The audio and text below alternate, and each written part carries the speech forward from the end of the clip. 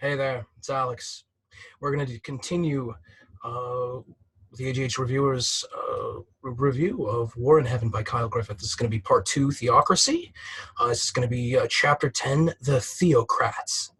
Part 2 and 3 of WIH are presented as a dialogue between my spirit guides and me, and I am reading from the book currently, so I am reading chapter 10, The Theocrats. So again, continue. Part 2 and 3 of WIH are presented as a dialogue between my spirit guides and me.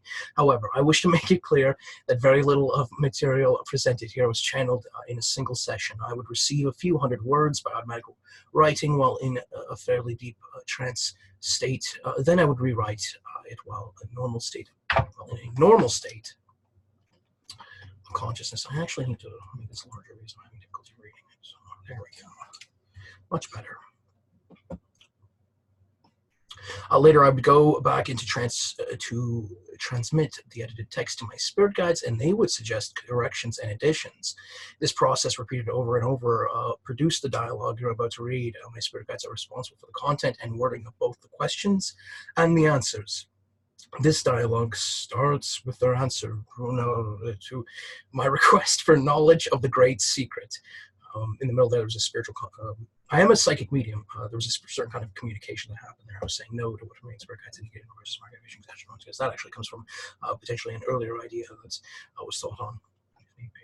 The dialogue starts with their answer to my request for knowledge of the great secret. Answer: the spiritual beings worshipped as gods by many religious groups are impostors. They are nothing more than disembodied spirits of human beings who refuse to reincarnate.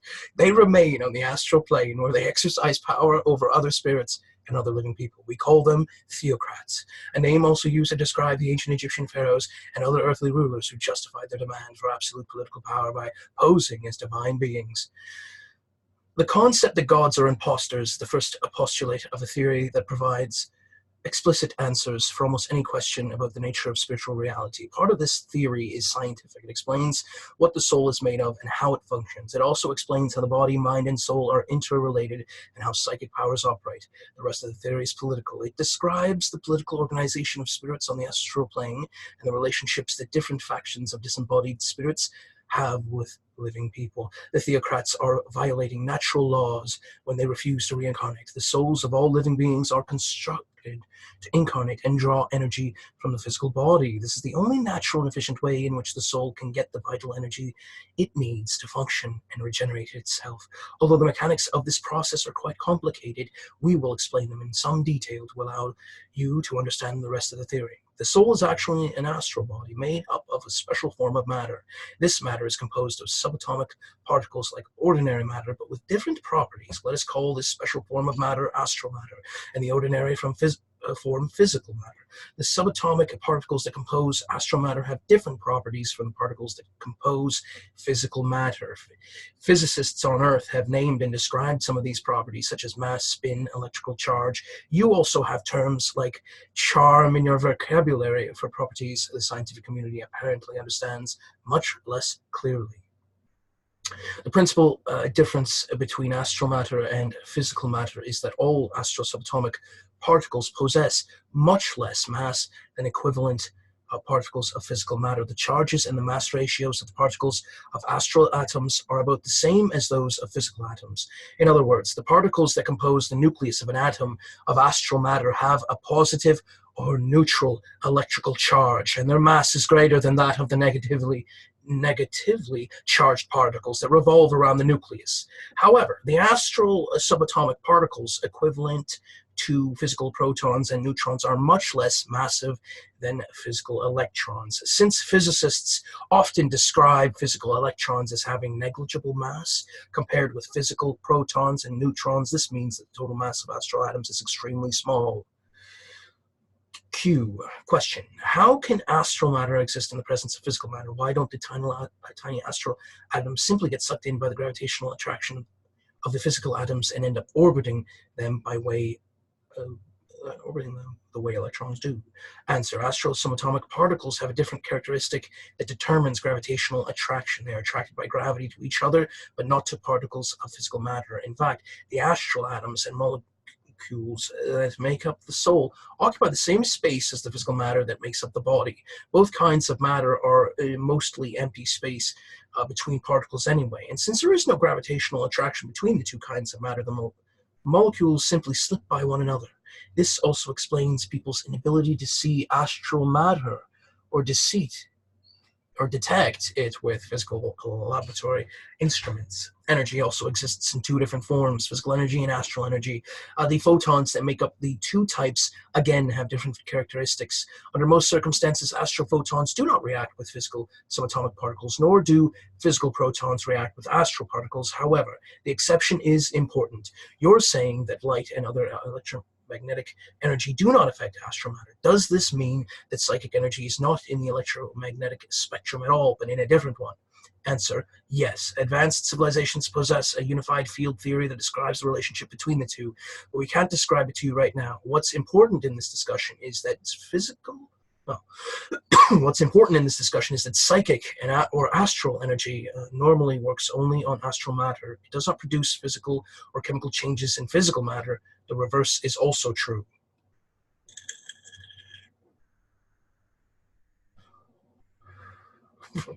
Question: how does psychokinesis work then, or does it exist at all? Answer: it exists, but it's nothing like what you now think. In fact, your whole concept of the nature of psychic powers is a jumble of oversimplifications and errors. Psychokinesis does not move or change physical matter directly, but can do so by working through the links between physical and astral matter. These links are the secret of life. The difference between living and non-living matter is that living matter is linked to astral matter, but non-living matter is not. Complex organic molecules of physical matter can form a chemical bond with similarly constructed molecules of astral matter, and the resulting structure shows the characteristics of life: irritability and the ability to reproduce. This process is very complicated, and your knowledge of physics is not adequate enough to understand it all completely. Here's an attempt to explain why astral matter can react chemically with physical matter only within living molecules and not within simpler molecules. It has to do with vibrational frequencies of photons produced when electrons of both physical and astral matter change energy levels within complex organic molecules. These frequencies are the same, allowing physical protons to convert to astral and vice versa. This happens only in certain kinds of molecules, not in all. These energy conversions allow a sort of chemical bonding to occur if the two molecules are similar enough. Question: does this mean that astral matter, in other words, the soul, plays a part in cell division? Yes, in the whole genetic process, it affects the reduplication of DNA. It also affects many different aspects of cell metabolism, and the breaking of the molecular bonds between physical molecules and astral molecules causes the phenomenon commonly called death. How does this tie in with the idea that the body supplies the energy to nourish the soul? Some of the electromagnetic energy generated chemically by the cell's metabolic processes is converted into astral energy by the links between the physical and astral molecules. This energy flows into the astral matter that composes the soul, powering its various functions and providing the raw material for regeneration for its astral matter. In other words, some electromagnetic energy is converted into astral energy, passed into the soul and converted into astral matter, there to perform cellular growth and repairs. The astral plane is actually higher on an ecological energy chain than the earth plane, which means it receives less total usable energy. Plants convert solar energy into chemical energy. When animals eat the plants, they absorb this energy and use most of it in growth, repair of tissues, moving around, and other activities. However, some of it is also converted into astral energy and passed into the soul. Since each of these energy conversion processes is less than completely efficient, each link in the energy chain has access to less total energy than the one below it. Question: the impression of the human soul I get from this is that it's exactly the same size and shape as the body, linked to it cell by cell and molecule by molecule. This is very different from my previous concept, which was that it is attached to the body at only one point through the traditional silver cord. Please explain. Human beings actually have two souls, not one. So do all other animals, but plants have only one. The soul we've been talking about so far is a primitive structure, an astral body that is merely an analog of the physical body. It is alive in the sense that it is made up of molecules of living astral matter. but it is not sentient. It has a nervous system, but not a mind. The true soul, the one who we're just talking about, is a separate structure of astral matter. Using the term somatic soul for the primitive soul linked cell by cell to the body and astral soul for the other will make it easier to discuss this subject. The astral soul is a body of astral matter linked to the somatic soul's nervous system by what you call the silver cord. This is structured like a segment of plant root with feeder roots at both ends. The feeders at one end tap into the somatic soul's nervous system, those at the other end into the astral soul's nervous system.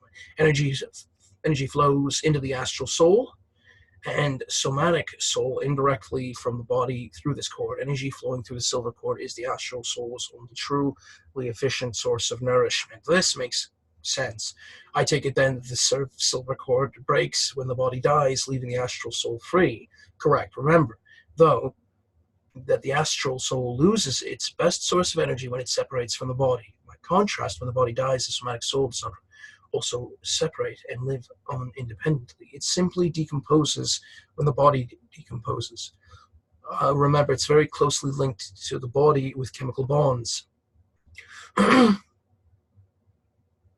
Question. I conclude from this that a new somatic soul is created during the embryological development of every new human being. Correct. In fact, a cell of living physical matter can't divide unless the astral cell linked to it also divides. Living cells and molecules can exist only in pairs, one physical and one astral. This is why many complex organic molecules undergo chemical reactions differently in living cells from the way they do in a test tube. Question. I assume then that reincarnation occurs when an existing astral soul attaches itself to the developing somatic soul of the fetus. You're also given a reason why the astral soul needs to reincarnate to link itself to a source of vital energy and nourishment. Where in the process of embryological development does this occur? There are two very different reincarnation processes. The commonest occurs even before conception. Sexual activity often attracts a nearby spirit and causes a temporary attachment to a woman's somatic soul at the genital chakra. The same attachment can happen to a man, but it generally lasts only a few minutes because the attachment point in a male's somatic soul is vestigial, whereas the female's is fully functional. The attachment can last up to about 24 hours, and if conception occurs during this time, some of the hormonal sections that accompany the process cause the woman's nervous system to send energy to her somatic soul that keeps the attachment intact through the entire pregnancy. Late in pregnancy, when the somatic soul of the fetus becomes sufficiently developed, another hormonal change causes the mother's genital chakra to reject the link to the attached soul, which then remains only attached to the fetus. Question. I think this information might also explain why students of sex magic in both the East and West have written so much about the relationship between the female menstrual cycle and various psychic and spiritual phenomena. Most of them have noticed that Kundalini energies vary significantly in both quantity and nature at various points during the cycle, and that there is also a connection to mediumship and even possession. Yes, this information can help magicians work out better theoretical explanations for the mechanisms of such phenomena. At present, the theories they use to explain their observed data are among the most complex and mystical hypothesis you'll find in occult books.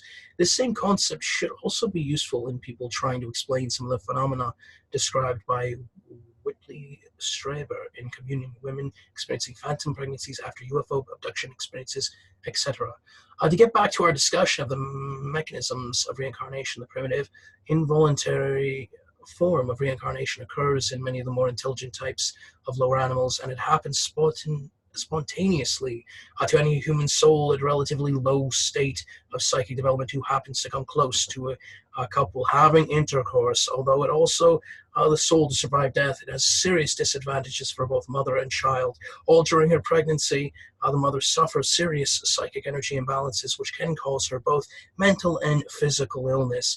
These are usually more uncomfortable than they are dangerous, but the damage suffered by the attached astral soul is often much more serious. Signals intended for the mother's astral soul are also transmitted into the attached soul, and they usually scramble the contents of its astral mind quite badly. For this reason, few people who incarnate by this method show the typical characteristics of the twice-born, past life memories,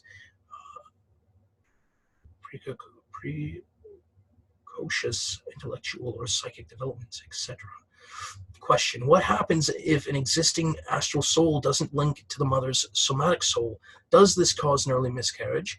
Recent medieval evidence shows that about half of all pregnancies terminate spontaneously within a week or two after conception. Since an early miscarriage of this type closely resembles normal menstruation, the woman isn't aware she was ever pregnant.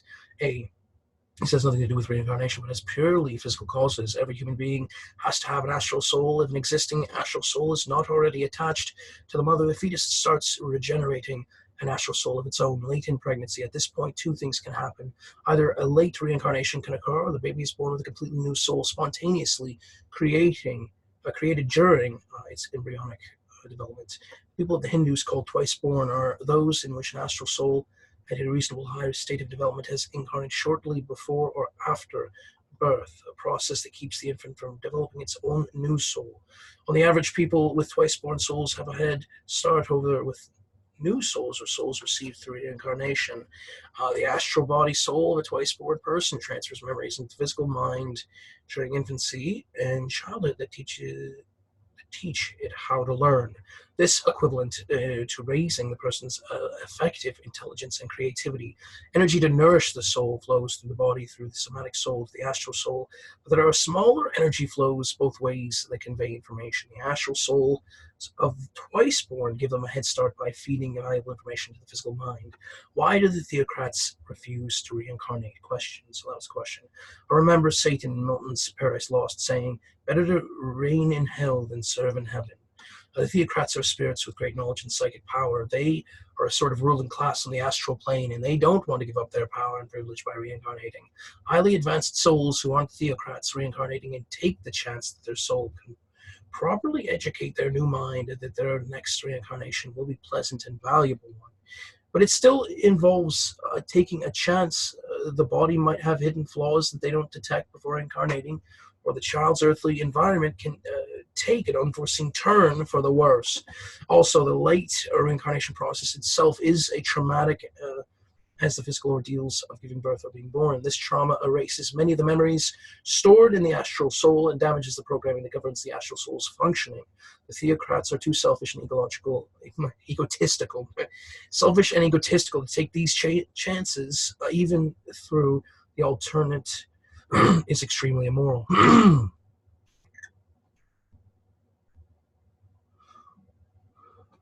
Another reason why theocrats don't want to reincarnate is that human beings have two minds as well as two souls. One mind is in the physical body's brain, the other is in the astral soul, and both have separate consciousness. Normally, the astral mind is conscious while the body sleeps and unconscious, while the physical mind is awake. The two are conscious simultaneously, only during certain states of altered consciousness. This time sharing is humiliating for the astral mind's ego, which considers itself superior to that of the physical mind.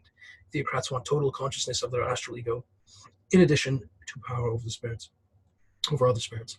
This brings us to one of the most important things we have to tell you in this whole series of communications. The nourishment that disembodied spirits receive from living people as radiant psychic energy is not enough to sustain them by itself. This is why all non-theocratic spirits reincarnate within 10 to 50 years after physical death. If they don't, the astral soul starts to degenerate because of a sort of malnutrition. The astral matter that makes up its tissues can't regenerate itself properly and reverse the effects of entropy. So the choice is reincarnation or illness, insanity, and death. Theocrats have found an alternative to this, but it is an evil one: cannibalism. They use their telepathic powers to hypnotize spirits less highly evolved than they are. Then they attach the silver cord to them, just as if the other astral soul were the somatic soul of an infant. They can draw out enough energy this way to sustain themselves in the astral plane indefinitely. The process destroys the other spirits.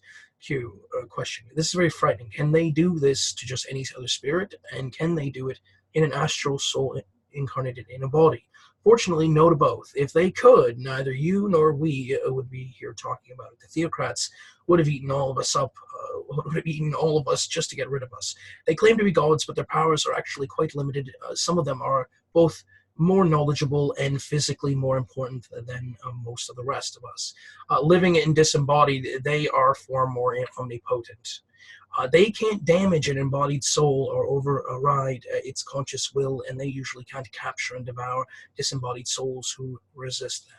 except for the weak and untrained ones that mediums call lost souls, and even the majority of lost souls are capable of random psychokinetic bursts that allow them to flee the theocrats when threatened. The theocrats obtain victims by posing as gods and persuading religious believers to enter their bands by promising them eternal bliss in heaven. Okay, so I think that he is describing a certain aspects of, well, the astral plane potentially, but also other dimensional. My idea of it is a bit different than what he's describing in some of the information he's getting in a certain context. And the information he's getting in a certain manner does hold merit, is true in a certain context. And the context that I'm speaking about, for some of it, has to do with other dimensional, and some of it potentially pertaining to some of the information that he's garnered in this chapter pertaining to a certain kind of automatic writing and things of that nature. I know there's Divine Spirit Guides are advocating for what Divine Spirit Guides chose for us to advocate in regards to smart amplification, etc. Divine Spirit Guides, the way Divine Spirit Guides indicate. Like, do Divine Spirit Guides indicate regarding the smart amplification, etc. Divine Spirit Guides, there were some things I think happening when I was recording this content. I and others Divine Spirit Guides choose what Divine Spirit Guides chose for us to choose in regards to smart amplification, etc. Divine Spirit Guides pertaining to November 8th, 2019. The way Divine Spirit Guides indicated it might not necessarily entail to everything that we chose pertaining to November 8th, 2019. The way Divine Spirit Guides. Alrighty then. Well, so yeah, I'm gonna go through it here.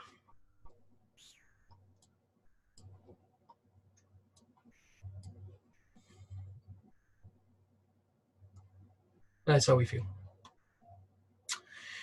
I think that there is spiritual beings worshipped as gods by many religions that are not imposters. I think that there is an original creator. I think that is true, but I don't know if it's the only origin theory. I feel like there's multiple kinds of origin theories. I think some of it does pertain to maybe God not existing in a certain manner, but I feel scientifically that there is an original creator. Okay, correct. Well, okay, and that's my own belief on it, but there's many different ones out there, many different kinds.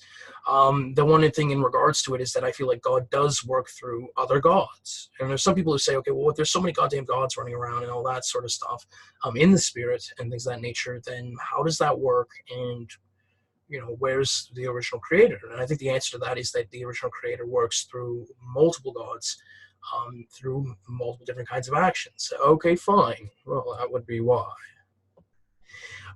Yeah.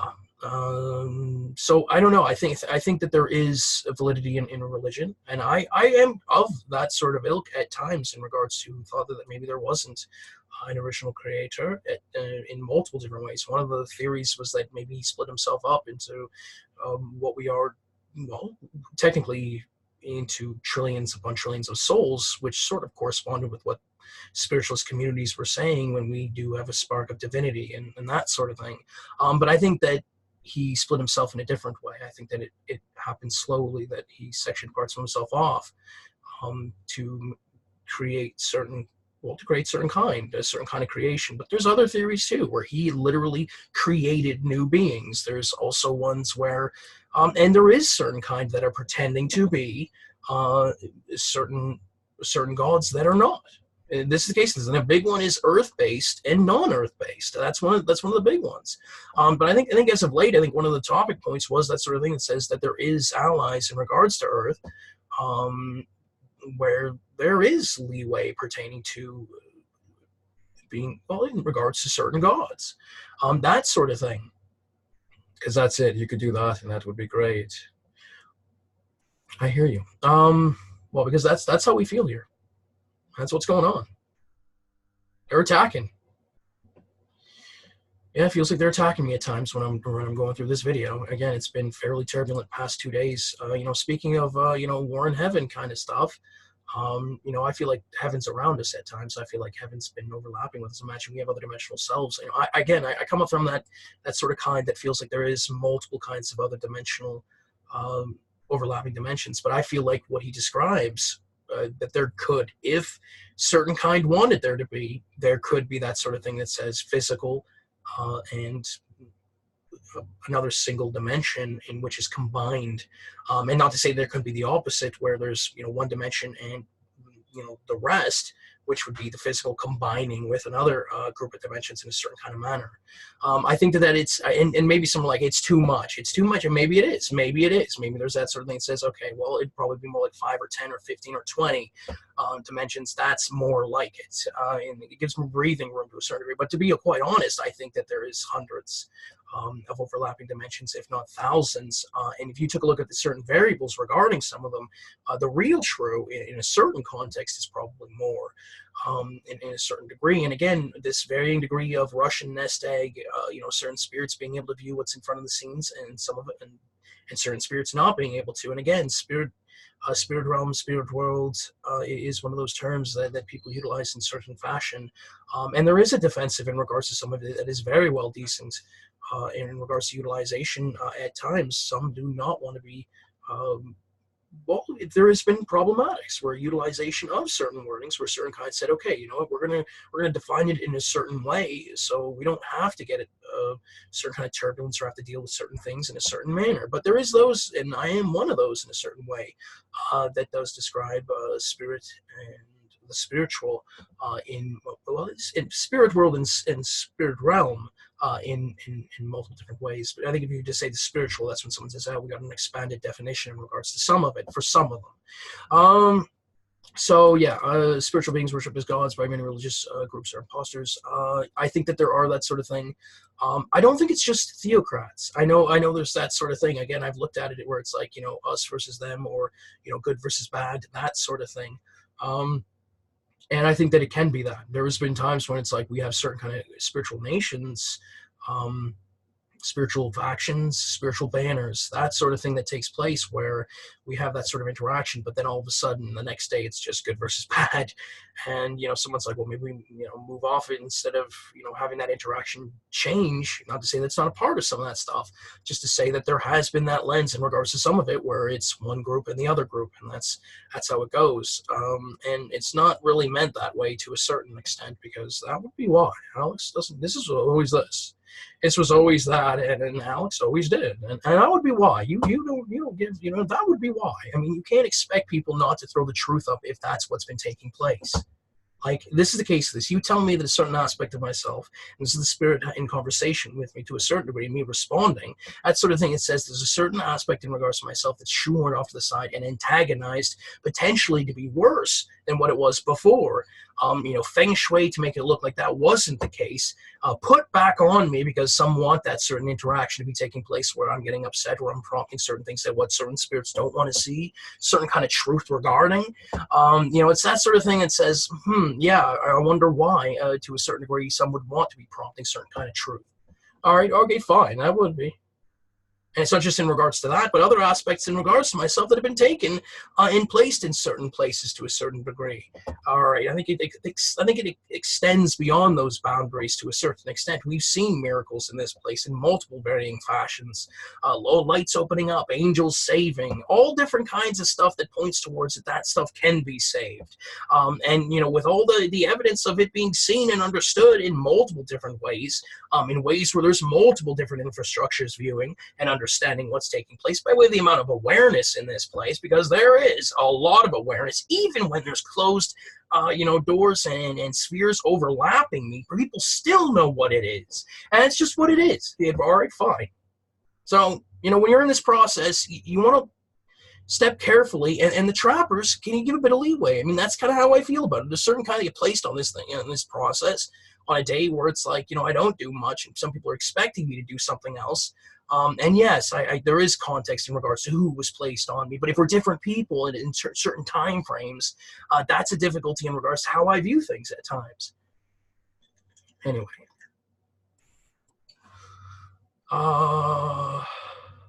Yeah, I think that there are some that are pretending to be certain kind of earth-based gods at times, and which are not. But I feel like there is earth-based gods abound, many different kinds. Roman gods, Norse gods, Greek gods, Egyptian gods, and potentially, and no, not just potentially, and others, to be true. We have our Hindu gods. There's multiple kinds in regards to multiple religions. Fictions, a big one, huge, massive, a lot of different gods in regards to fictional universes pertaining to Earth-based that exist and are real. This is the true. In understanding that and in seeing that, And also acknowledging that to a certain degree, the ones that spirit guides indicated is a decent. Look at what spirit guides indicated in regards to the ones that we want to acknowledge. Get that information where spirit guides indicated if need be. All right, it's been a bit of a thing this past 2 days, again, in regards to certain kind of gods. There's nothing wrong with me putting an advocation into play in regards to certain gods, earth-based gods, and others to be true. All right, fine. All right, well, I believe in the original creator. His presence is on Earth, though. That's the case, man. So that's not a decent enough example to a certain degree. All right, fine. Yeah, well. You don't know what they did. They moved something from you. And you said you're never going to hear it. That's just it. Some people thought it would always be that. And regardless of whether it's that or not, your approach in regards to this process pertaining, those that spirit guides indicate pertaining to my choices is absurd. It really is. At times, you can't expect a certain choice. How are you surprised that a certain choice is not manifesting in this process? Oh, okay, you're correct. You don't know why. Alex still feels that way. And then that was the truth. And it should not be, see, right there, basing it off of whether I believe that I got saved or not, and the saving being based off of that, not good enough for me. It isn't. And for some of it, no, it can't be. I get that some are like, okay, well, at least it's a decent, and it could help. I'm like, okay, well, I believe in regards to the, being saved in the moments that spirit guides indicated. But there's that sort of thing that says #realism. We need to understand if that's the case of it or not. It shouldn't be the depending factor in regards to us being saved or not. Spiritually, no. And physically, friggin' hell. And physical can be considered spiritual. All right, fine. I think a lot of the points that he brings up here is decent. There's a lot of different information. I think some of it is truth. I don't think it's the sole only variables in regards to the spiritual. I think that there is, near-death experience research shows that the light is seen. Now, within the astral planes and outer body experiences, and that's one of the classic lenses as to what the astral pertains, is outer body experiences and what we see. That's sort of those places where muted blue, gray. It's like the color in those places is a bit more faded in a certain context. And that's sort of one of the classic, I think, looks in regards to what astral pertains. A lot of times we don't see certain kind of figures in what's been depicted. There's probably a certain framework around it. I'm wondering if there is, because some of my interactions in regards to some of the astral, at least depiction pertaining to channel, which you don't want to be attacking either. Alrighty then. Well, that was the truth. That was the case.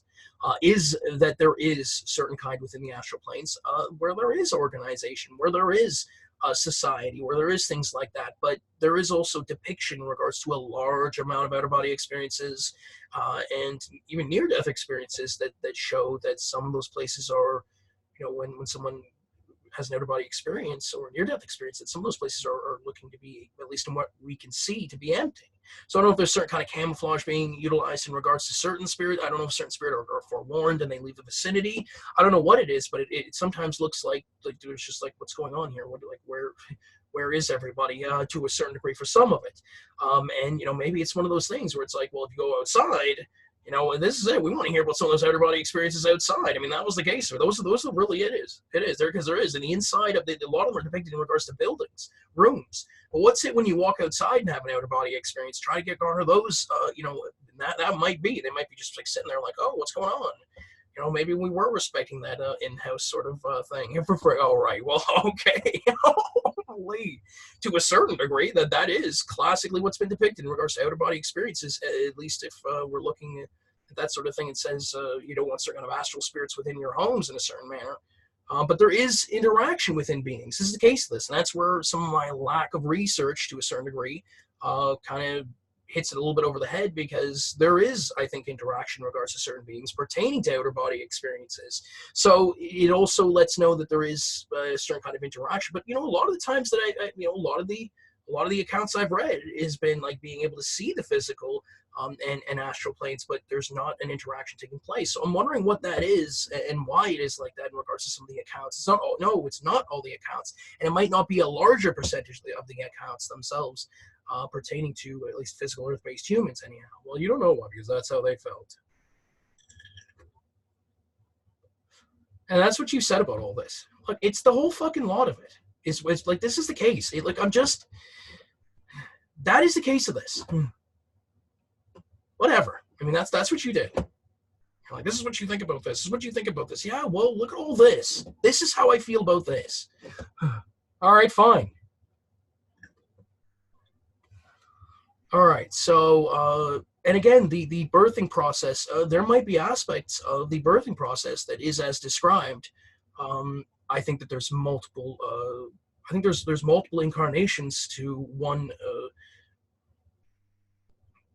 incarnation, to a certain degree, at least in regards to how we describe it in regards to physical, to a certain degree, to a certain extent, for some, not all. There's some who only refer to their own incarnation, and there's some that refer to multiple. And one of the things I want to clarify here, it was well, I don't think I need to clarify, like, it's, because there is clarifications, there is multiple, and it's not just by realism society, although I think there's sometimes an emphasis in regards to some of it.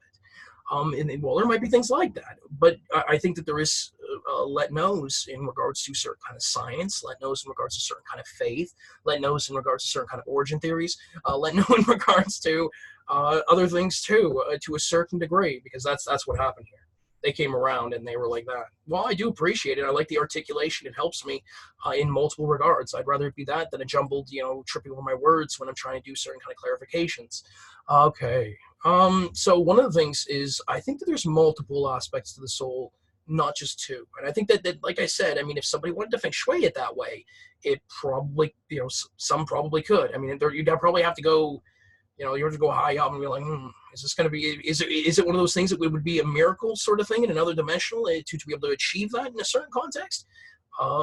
Given context, maybe not, but given context, maybe so. All right, fine. So, yeah, friggin' heck. Regards to what you guys needed.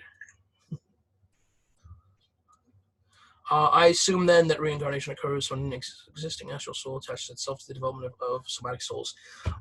Yeah, so I think that maybe there is a class. Again, this is one of those ones. When I think of succubus, a certain kind, one of my perceptions is a certain kind in astral realm, and I think that there's multiple layers potentially to the astral planes. So it's one of those things that maybe those ones where we see that it seems like there's not another astral being in vicinity, that we might be looking at a certain layer of the astral planes. And I think that in there's ones where there's those psychic vampires.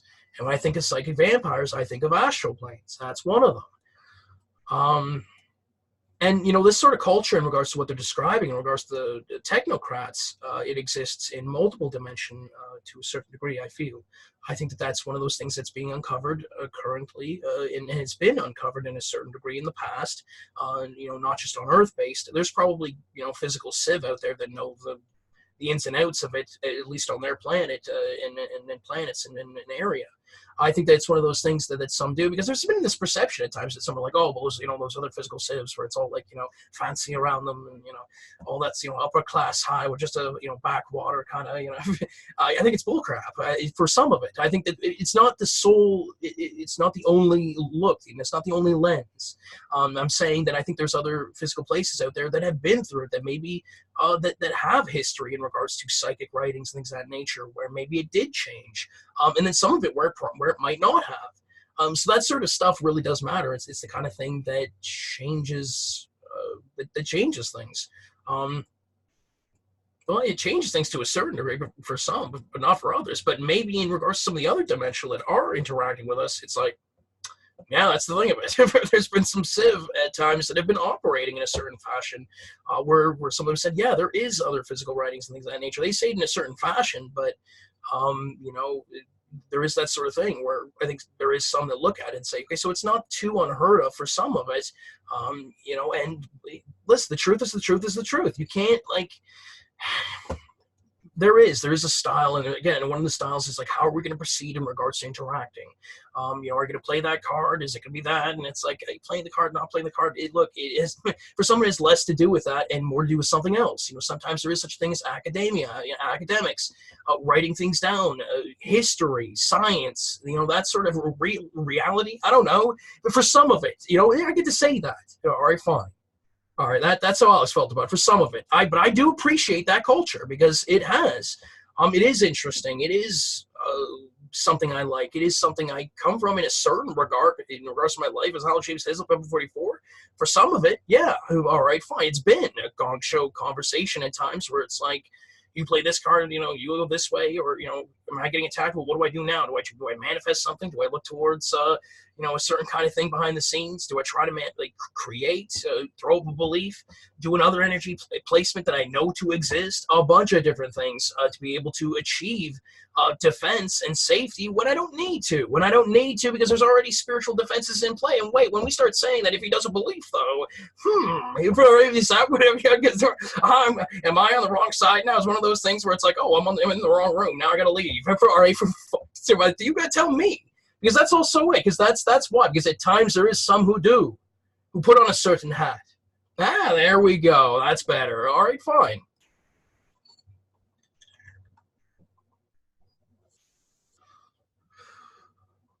Anyway. Well, that was correct. Well, that was. I think the spirit can let know of it. I've let know of it on content videos. It's on YouTube already. All right, fine. I think I'm actually an atheist in regards to some of it pertaining to certain belief systems that makes me, but I'm also a believer in afterlife. Like, there is people who could have multiple faiths. You could be an atheist and also be a Christian. You could believe in the original creator, that an original creator exists, and still be an atheist. That's a disparity, good sir, because they're trying to affect certain kind of energy placement right now to a certain degree for some of it. And it's that sort of thing that says, hey, listen, I do believe in God. I do believe that he exists. I do believe in multiple other faiths, too, that sometimes don't necessarily jive with some of the information pertaining to what the truth actually pertains. And it's that sort of thing that says, if I go all the way to the original light for true, do I want there to be something afterwards? Do I want there to be something before? And my answer to that is no. No, I don't. For some of it, because you get to that point, and it's not one of those ones where you're sitting there and there actually is something before. For what we understand there to be. You know what I'm talking about. Because, well, that is, because they pull that card, and there's been a long time past in certain places, in certain realms, where it is similar things, similar beings in regards to it, but not necessarily so. That's where I want to go with it. I want to go to the truth that Mainsburg guides in history, the old ones that Mainsburg guides indicated. And it's that sort of thing that says, we know what the original light to be. And if there is something before, then it has never been seen ever. Not one of those ones that was just like, we never went back or we never did that. You know what I'm talking about. But if there was, that's always why.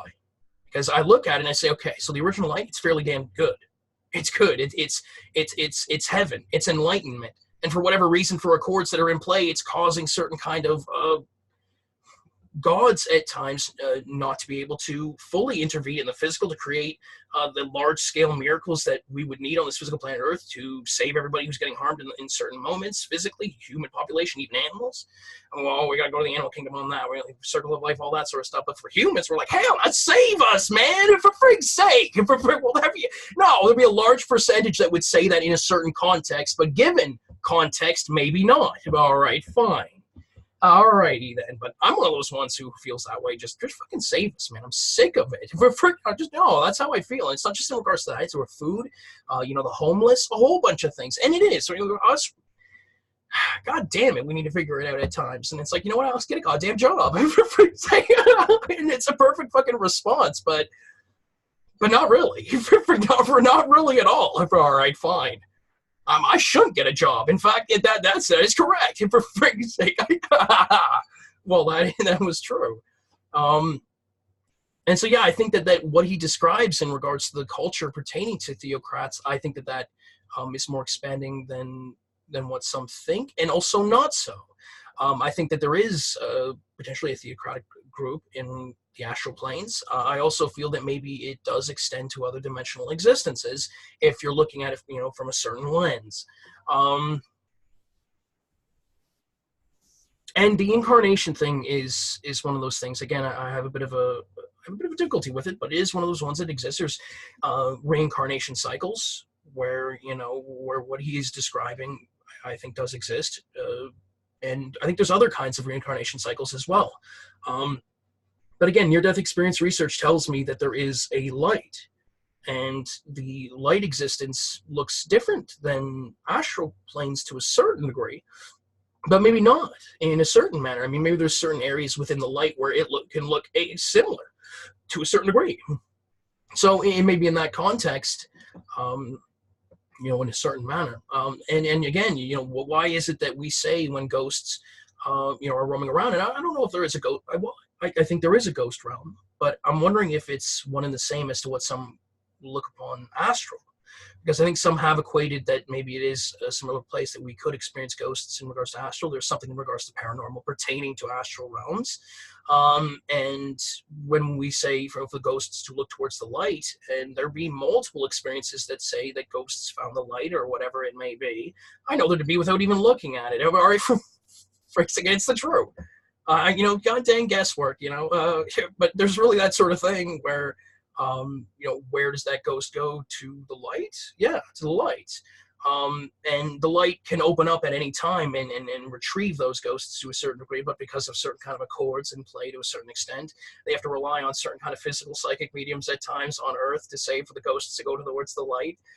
Few and far in between. I don't know. I mean, it's just there's saving in regards to there has to be lights opening up and collecting ghosts without someone calling upon the light or say to go towards the light. And I do appreciate accords. I do see the validity in it, but I also see the realism and understanding if that takes place where ghosts are being collected. Because you look at certain things. I'm like, if a ghost was there for even 5 years, you're like, collect it. That's a fucking long ass time to be a ghost. And for fuck's sake, I mean, some don't want to be fine, but the ones that do want to be collected in a certain manner and in decent ways, hell yeah, that's what I'd say. I mean, there's been multiple mentions in this process of ghosts being, found. To a certain way, we found the ghosts. We know where they are. For freak's sake. Oh my God! If this is the case, then the light, there's just this large stat percentage, large, all different kinds of information, and they know where they are. That's the worst. But it's freaking heck. I mean, yeah, there must be a comic strip of caveman light. What's going on? It's like this, base language utilization. And it's funny, but fucking scary. It's really what it is. For fuck's sake. All right, then fine. You lost the joke there, Alex.